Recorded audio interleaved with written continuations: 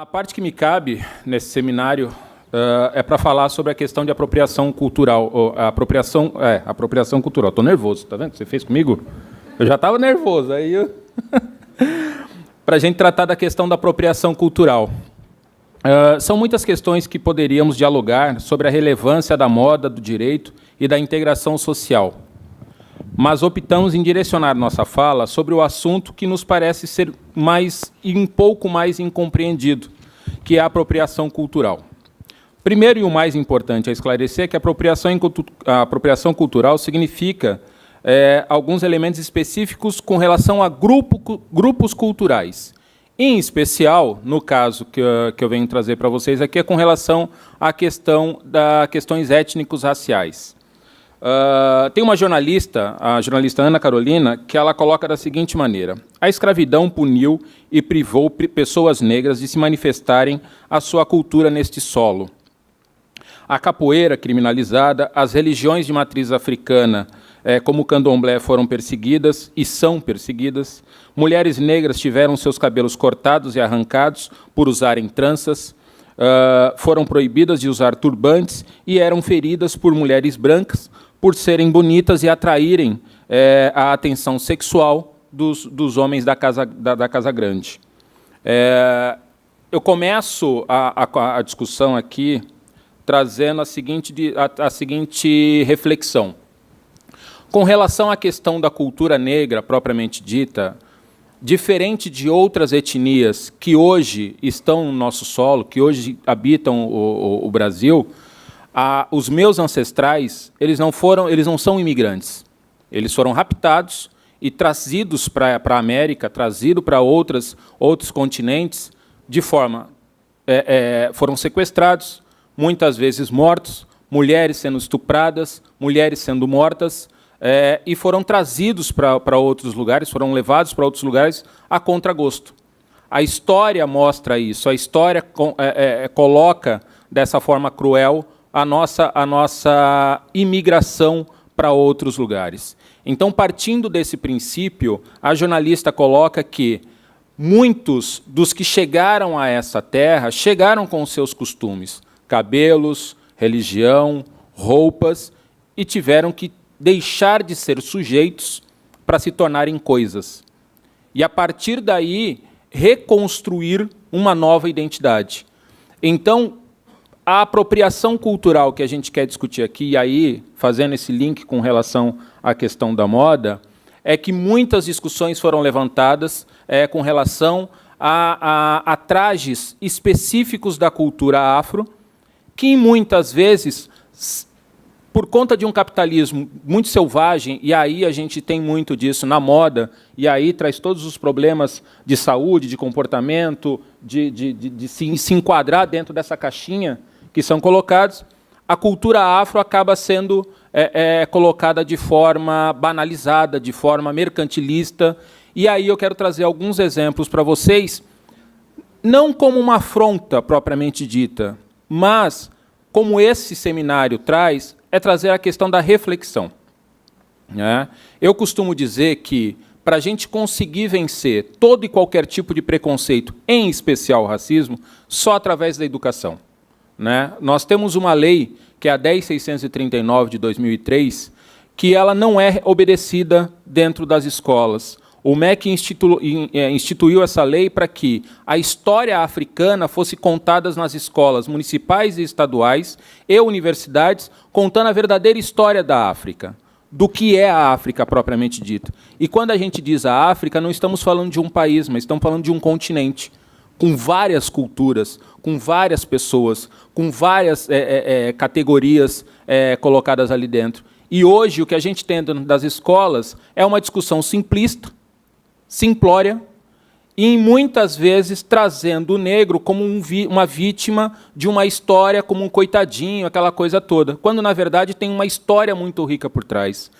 Então, assim, claro que, igual a doutora Margarete colocou, se a gente entrar nas especificações, a gente fica aqui a noite inteira e, infelizmente, não temos. Então,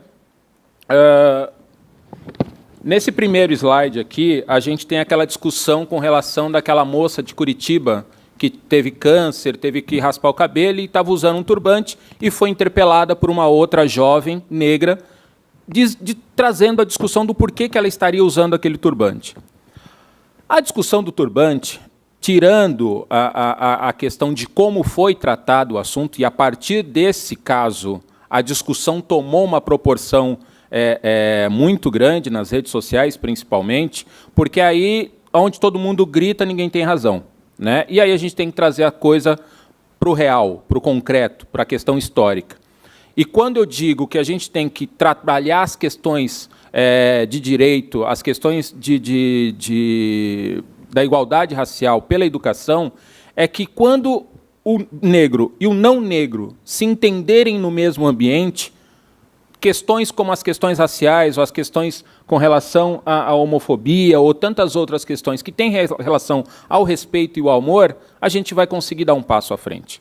Enquanto isso não acontecer, a gente vai ter que continuar tratando desses assuntos tão ácidos e tão incômodos como é para nós. Então, nesse caso em específico, não é a questão da guria estar com câncer e estar usando o turbante, mas a interpelação daquela guria, que também não foi uma interpelação tão amigável, tendo em vista que o sentimento das duas ali é uma coisa muito forte, porque aí a gente está tratando, por exemplo, de uma menina negra que usa um turbante por conta da religião de matriz africana dela, e que ela é apontada na rua e xingada e humilhada, quando, na verdade, a branca pode usar o turbante, desde que, e aí a discussão da questão da apropriação cultural, desde que ela saiba o que significa o uso desse turbante. Qual é a origem da questão do turbante? Do porquê que a mãe de santo ou a mãe Ekede, dentro de um terreiro de candomblé, tem que usar o turbante na cabeça, né? Então, a discussão central não é quem pode ou não usar o turbante, mas do porquê usar o turbante. E, a partir daí, você trazer outras discussões, inclusive do ponto de vista histórico. A gente pode fazer um paralelo. Todo mundo aqui já comeu uma feijoada alguma vez, né? Todo mundo já comeu feijoada. Feijoada hoje virou gourmet. Mas a história da feijoada, ela é muito cruel. Ela é o resto da comida da Casa Grande que era dada aos escravos para eles poderem se alimentar. E a partir da cultura deles ali, da África, se começou a construir a questão da feijoada, juntando o resto dos animais que eram mortos para a Casa Grande, jogados numa panela com feijão, e ali conseguia se alimentar o pessoal da senzala. Hoje, né, tu vai num restaurante, tu paga R$100 num prato de feijoada, né? Então, assim, daí a gente entender o contexto histórico do que está sendo colocado à nossa frente. E entender isso só através da educação. Tem um outro caso também que aconteceu, que foi o que eu coloquei, né? Teve muita repercussão com relação, e óbvio que as pessoas ficaram compadecidas com relação à menina branca que estava com câncer e foi agredida verbalmente, aquela discussão toda, mas não houve tanta comoção como essa criança no Rio de Janeiro que foi apedrejada porque estava num período de preceito, de branco, filha de santo de uma casa de candomblé no Rio de Janeiro, e foi apedrejada no Rio de Janeiro. A mesma comoção não se deu na mesma proporção. E aí eu pergunto, por quê? Né? Vivemos numa sociedade racista. Vivemos numa sociedade onde ainda não se há respeito. E como a doutora Margarete falou, precisamos desconstruir muita coisa. Precisamos desconstruir muitas falas.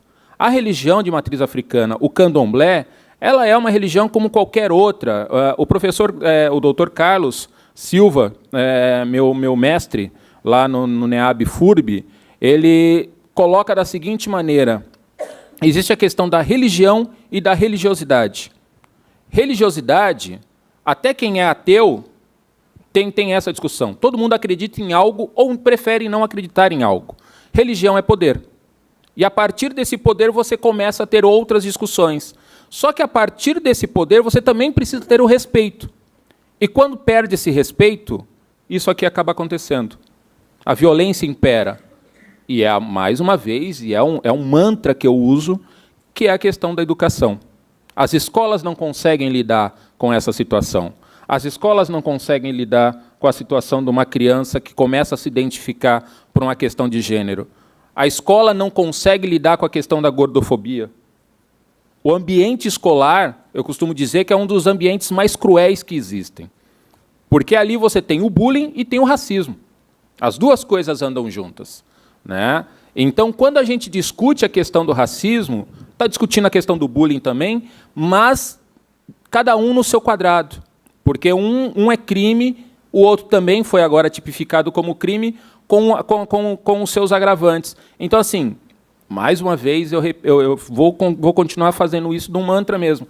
Se a gente não trabalhar a questão da 10.639, ou seja, ensinar a história da África e dar argumentos e dar poder para esse professor tratar esses tipos de assunto, não é só criando leis e criando normativas que a gente vai conseguir. A gente precisa dar amparo para esses profissionais que estão dentro das escolas, tanto para tratar da questão da bulimia, tanto para a questão da gordofobia, questões LGBT e a questão do racismo, né? E, levando em consideração que a moda acaba entrando para dentro desse ambiente escolar, pior ainda, né? Aqui a gente tem a atriz Isabela Santoni, né, que também deu um bafafá quando ela postou essa foto, porque uma das meninas que comentou a foto colocou da seguinte maneira: é muito fácil ter um estilo afro, sendo branca e nunca ter que passar por todos os preconceitos sociais que as pessoas negras passam por assumir um estilo. A questão da trança, gente, é uma questão muito séria a ser discutida, porque a criança negra, a menina negra, a mulher negra, por ter um cabelo diferente do padrão, ela precisa adaptar o seu cabelo. Eu tenho um caso que aconteceu há 2 semanas atrás, que chegou aqui à Comissão da Igualdade Racial, de uma menina de 18, 19 anos, não conseguiu emprego numa rede de hotéis em Balneário Camboriú porque tinha trança. A pessoa que selecionava ela disse o seguinte: olha, esse seu cabelo não está nos padrões que o hotel precisa, a touca não vai caber na sua cabeça, você não pode ser contratada. No entanto, uma bela guria como essa, usando trança, não deixa de ter um estilo. Mas por que para ela é fácil usar e para a menina negra não? Né? A apropriação cultural se dá dessa forma. O uso da trança é um uso específico da mulher negra também, ou do homem negro, como o meu colega está ali junto, colocado, que eu morro de inveja, diga-se de passagem, porque percebe-se, né? Porque isso... A discussão da apropriação cultural não é que as pessoas não possam usar o estilo negro, coisas relacionadas à cultura negra. No entanto, a gente precisa saber do porquê que está sendo colocado aquilo, né? Um outro caso da Anitta, que a Anitta é um caso especial, porque ela é parda, só que o pardo, infelizmente, ele sofre 2 tipos de preconceito. E aí ele não sabe se ele é negro ou se ele é branco. Então, dependendo da situação em que ele se encontra, ele é branco. Dependendo da situação que ele se encontra, ele é negro, né? No caso da Anitta, em especial, ela fez vários procedimentos estéticos para se tornar um pouco mais branca, né? Mas, quando lhe convém, ela põe uma trança e vai para a favela fazer um funk, fazer... A apropriação cultural de algo que, teoricamente, lhe pertence, não é usado como aflorar a questão da discussão afro, né? Por último, e acho que esse é o mais grave, inclusive, é o uso desse tipo de comércio, né? E é o mais chocante. E aí a gente traz essa discussão.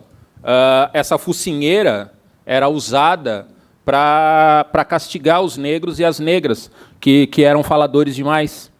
E, ao lado, essa estampa, essa imagem, foi usada numa estampa, num desfile de moda. A crueldade do mercado de estilo colocado como mercadoria. O sofrimento de alguém, o sofrimento de uma raça, o sofrimento de um ser colocado como forma de mercado. Assim como tem várias outras, eu li uma notícia, eu até não consegui colocar, mas tem um motel no interior do Paraná que tematizou as suítes deles com a questão chamando as suítes de senzalas.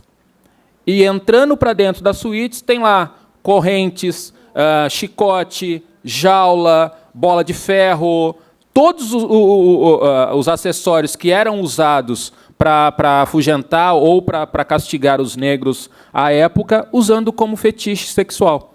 Então, a que ponto, né, a falta de educação, a que ponto esse racismo institucional, a que ponto essa discussão toda pode ser colocada a favor ou contra um mercado tão importante que é o mercado da moda, né? Então, a reflexão que a gente traz aqui é que essa violência psicológica, como essa, a questão da focinheira, pode promover nos outros o não, que a gente não pode prever. Então, imagina, eu realmente não consigo me ver numa situação como aquela. Mas me dói em ver uma situação como aquela retratada como um pedaço de pano que vai virar dinheiro no bolso de alguém sem nenhum tipo de consciência. E pior, crianças olhando esse tipo de situação e não se enxergando pertencentes a essa sociedade branca que produz moda, que produz algo que possa ser levar ele à questão da autoestima, né? Quanto tempo eu tenho? Tem muito tempo? 5 minutos. 5? Tenho 5, né? 2 não. Não me furto. Foi levantado aqui também que nós somos todos iguais perante a lei, né? Ok. Na prática, não, né? Na prática, nunca. Né? Então, essa discussão também é muito importante. Estamos dentro da OAB, que, inclusive, quando eu assumi a presidência da Comissão da Igualdade Racial, eu fiquei, o que eu vou fazer e como eu vou fazer?